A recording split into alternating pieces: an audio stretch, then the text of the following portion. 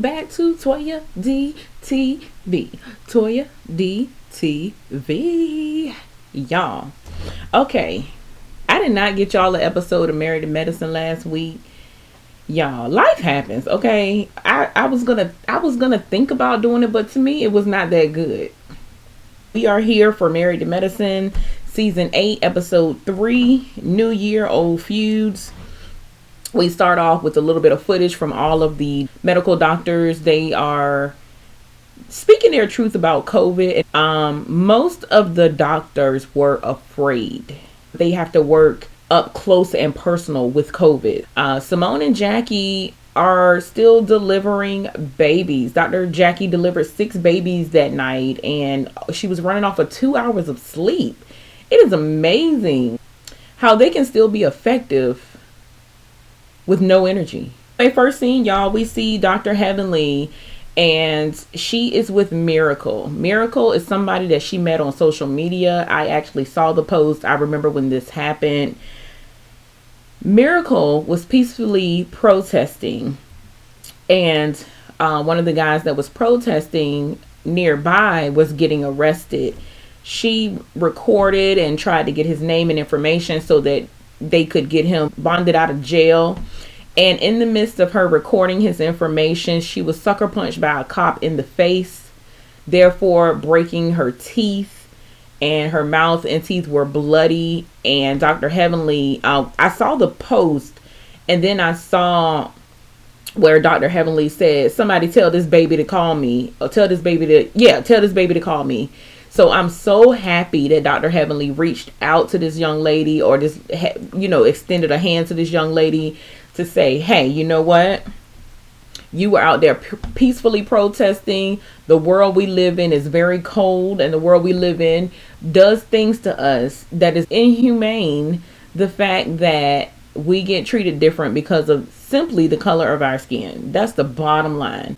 And while you were out there bringing awareness, you know what? You were protesting. This is how I protest. So I'm giving you a free dental makeover.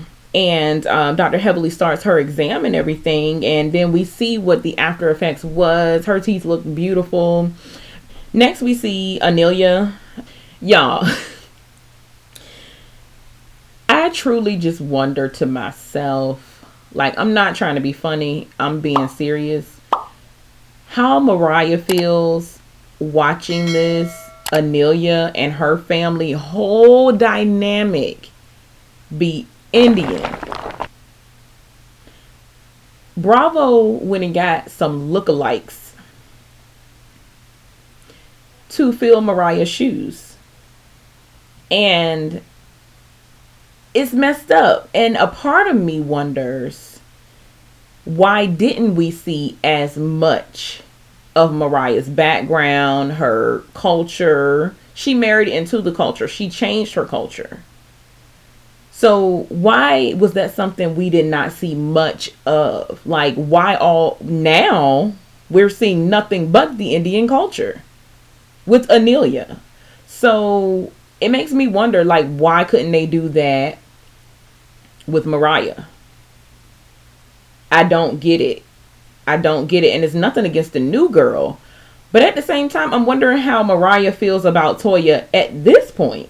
Because Toya is the one who brought on the new girl. Apparently. I don't even know if that's true. I think some of that be lies. But apparently Mariah and Toya were cool. So you brought somebody to the show who looks similar, but is not black, but has the same background. Yeah, it's not sitting right with me, y'all. So forgive me if I kind of coast through her scenes, because it's not exciting to me. It's nothing against the culture. It's how they did it. They could have brought any other culture and background in, but they stuck with the Indian culture from Mariah. Why did they do that? Anila is joining Toya for tennis. We see them in action on the court. Anila can't play, wants to join Toya's team. Toya is not allowing her to get on her team because she don't know how to play yet, and Toya thinks she's a G. Done.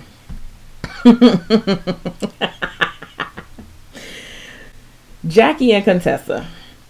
So they are going to Contessa's new practice, her personal practice, her own private practice. Contessa, I love that she is so gung ho about treatment of drug management and things of that nature, like addictions. I love that she is putting all of her feelings and emotions that she had for her dad into other people to help get them out of the place that her dad was in. I love that. So anyway, they're looking at her and Scott's new private practice, showing her around, showing her all the rooms. She wants Jackie's insight on what did you do when you first started a practice? What was the no-nos, the don't do's, well, Jackie says, you know what? We went for the most expensive everything and you don't have to do that. Contessa's down with it. Most expensive is not always the best. Contessa lets us know that Scott actually quit therapy. He quit counseling. She still feels a way that he didn't support her from the beginning with her career choice. We see Anila again, y'all. Her mom, her mom and family are there. Her sister's there. Her dad's there. They came celebrate the Rahki tradition. So the Rahki tradition is a Indian tradition where a sister gives her brother like a rope or a bracelet to put around his arm, basically saying, you can protect me for the rest of my life.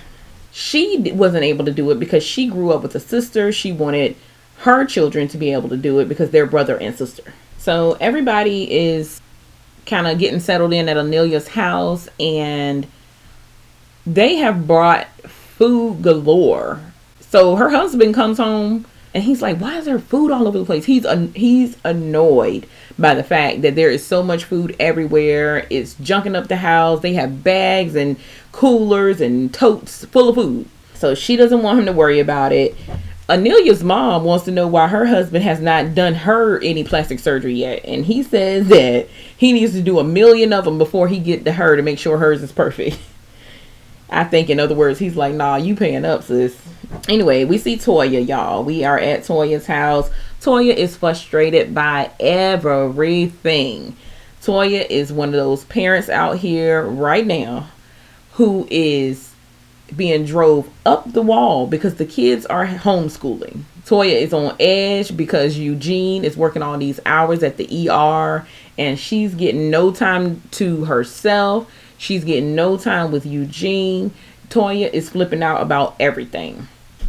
Look, y'all, Eugene need to take like 1 straight week off and knock Toya down for about a good week. She'll be a whole lot more bubbly and more pleasant. This is not the Toya we knew from past seasons. Toya is like, Toya is on another page, y'all. Toya's stressed. Toya likes to be a social butterfly. Toya can't be a social butterfly in this COVID. She can't. Because her husband working too long, the kids got school. She got to sit beside them and monitor. What if they got 2 or 3 childs? Now, if I'm not mistaken, this is something you learn in elementary school. And got mad when Eugene tried to correct her. Don't be correcting my English. Somebody need to correct that English because that is elementary. What if they got 3 or 4 childs? Y'all, I fell out. So at this point, Eugene is testy. Toya's testy. Eugene's cooking food. Toya's getting mad because the food is getting louder as it cook. Like, are you making that louder? Toya, the youngest son, said, at this point, you're just arguing about food. He was tickled. He laughed too much at the fact that Toya said childs, and Toya got mad at that. Like, y'all, she's stressed out. Quad and Dr. Heavenly, they are talking, y'all, and here comes the mess. So apparently Quad is out here dating now. She said she got a few prospects that are looking good to her, but nothing serious right now. So Dr. Heavenly wants to know if you're sleeping with him. Quad said no. And in my opinion, if she was, it is what it is. She ain't about to tell Dr. Heavenly because they're not cool like that no more. She asked how was Quad's relationship with Toya, and she was like, oh, we're good. Well, apparently Toya has been mean, which from what we see, she's been mean. But Quad thought they were cool. Toya got online and was making a video talking about Quad and her home. Quad came with the shade quick. Quad said that Toya went and got a personal loan to get the pool for the house, begged, borrowed, and stole to get that house. She got it by the skin of her teeth. And I ain't really believing that, because I don't care who you know. How do they know your financials? Anila and the family arrive, y'all. It is time to have the Rahki tradition start. This is where the family's gathering. They're all sitting outside to have their traditional ceremony. Everybody's sitting outside. Contessa is invited. And, well, apparently Anila has something up her sleeve, so she wants everybody there. She did give Toya a heads up that Contessa would be there. She thought she was cool, so it's like, all right. So she sends the kids away after they do their ceremony. They do the bracelet tie-in and all of that. So they want to have adult talk. Well, as soon as she said that, they wanted Contessa and Toya to talk. She wanted Toya and Contessa to talk about whatever their stupid issues were back in the day, which didn't make any sense, about taking off shoes, whatever. In my opinion, they're just both petty, because if you're sitting in a room with somebody you don't like or don't care for, why say anything? I could care less. You're there, but not there. Contessa is not feeling it. She is really wondering what's up with Anila for doing this. She wants to be there for the ceremony, but she feels set up, which she was. Anila was like, well, maybe I'm stupid for trying to do this. Yeah, you are. Calm down. Like, ain't nobody asking you to play mend a friend. Nobody needs help with that. Everybody's grown. If they don't get it together, just like Jackie and Simone, if they don't get it together, that's on them. At this point, Dr. Heavenly need to step back from that. They're grown. She's done what she said what she got to say.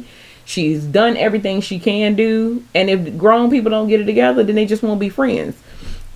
Just like Eugene said, these are two people that just don't like each other, and it's okay. People feel like they have to get involved with everything and try to make everything go right. No, leave it alone. I was just sitting there as Toya was at that table, just kind of looking. I'm just looking like, Toya looks stressed out. Toya don't even look the way she normally looks. Toya's hair is not laid the way it's normally laid, or nothing.